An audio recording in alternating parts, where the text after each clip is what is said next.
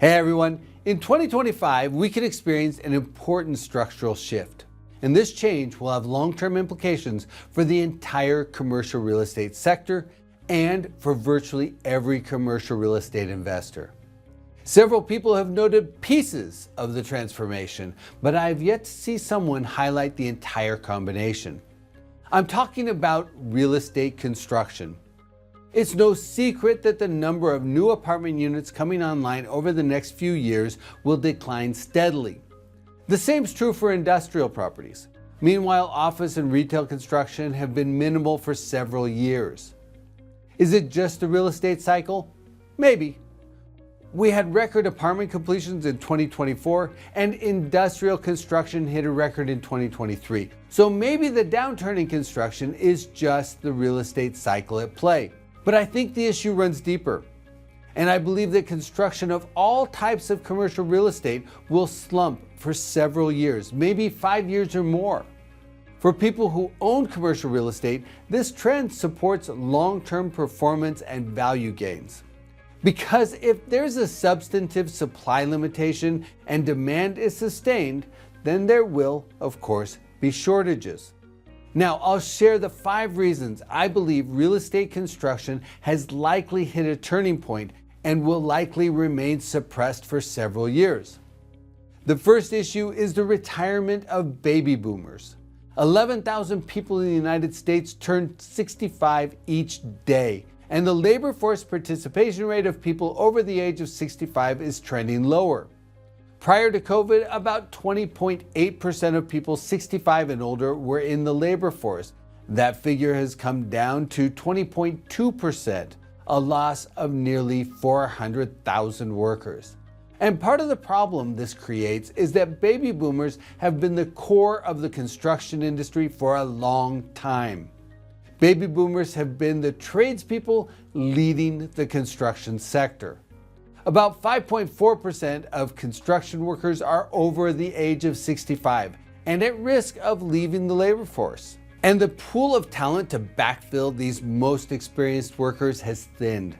Construction workers aged between 45 and 64 has decreased from 38.4% of the total in 2019 to 36.7% in 2023. So basically, and I've heard this from several developers, their most experienced people, the ones who really know how to get the job done, are retiring, and the talent pool behind them is thin. This brain drain will be a headwind for the entire construction industry. The second issue has been the falling share of young adults entering the construction trades. In recent years, 62% of high school graduates immediately enter college rather than pursuing trades and other career fields. Comparatively, in 1980, that share was 49%. So even though we've seen a recent boost in the number of young adults entering the construction trades, it's still well below what it was when the baby boom generation was coming of age, and as a result, it will take time to develop the new talent. One way the construction industry has bridged the personnel shortage was by using foreign-born labor, immigrants to the U.S. In total, about 34% of construction workers are foreign-born. But a third headwind that could potentially impair the construction industry is a downturn of immigration. Under the new presidential administration, if the trends align with President Trump's first term as president, legal immigration to the U.S. could decline. That would restrain the number of foreign-born construction workers. From 2016 to 2019, during President Trump's first term, the number of legal immigrants to the U.S. fell by 46%. Construction trades like plasterers, drywall installers, painters, roofers, and carpet layers are particularly reliant on foreign-born labor. So if immigration to the U.S. falls, the shortage of skilled construction labor could worsen. Now, the first 3 challenges that could restrain construction have been tied to labor shortages and skills gaps. The fourth headwind is tied to capital. Very simply, construction loans are hard to get and they're relatively expensive, usually bearing interest rates north of 8%. And compounding that is the cost of materials. Over 30% of softwood lumber used in construction is imported, with Canada being a primary source at about 80% of those imports. When tariffs on Canadian lumber were put in place during President Trump's first term, lumber prices jumped dramatically. About 21% of the steel used by the US is also imported, as well as 45% of the copper and 24% of the cement.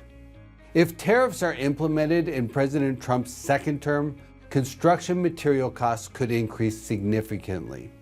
So the combination of labor shortages, skills gaps, financial costs, and material costs could all conspire to restrain the development of real estate properties over the next several years. For investors who own existing assets, restricting new supply could be a strong positive that lifts occupancy rates, puts upward pressure on rents, and bolsters property values. Now, this is a longer-term trend. It won't happen overnight, but it's an important consideration for investors who keep their eyes on the horizon.